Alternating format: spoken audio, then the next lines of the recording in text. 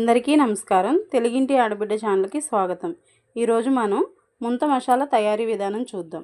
ఒక 100 గ్రాములు మరమరాలు, ఇలా సన్నగా కట్ చేసుకున్న ఉల్లిపాయ, పచ్చిమిర్చి, నిమ్మకాయ, కొత్తిమీర, బజ్జీలు, వేయించుకున్న కరివేపాకు, సన్నగా కట్ చేసుకున్న టమాటా ముక్కలు, వేయించుకున్న పల్లీలు, పుట్నాల పప్పు, గరం మసాలా, సాల్ట్, కారం.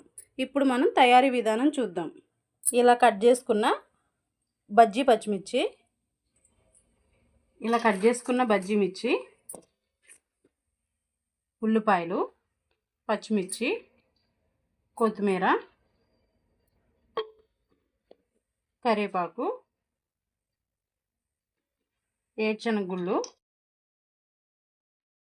టమాటాలు, పుట్నాల పప్పు, 1 spoon garam masala, 1 spoon salt, 1 spoon కారం. ఇలా మొత్తం కలిపేసుకుందాం. ఇలా కలిపేసుకున్న తర్వాత ఒక నిమ్మకాయ,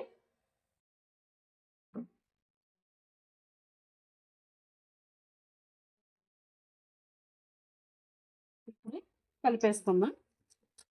చూసారు కదా ముంత మసాలా తయారీ విధానం. మీరు కూడా ఒకసారి ట్రై చేసి కామెంట్ చేయండి ఎలా ఉందో.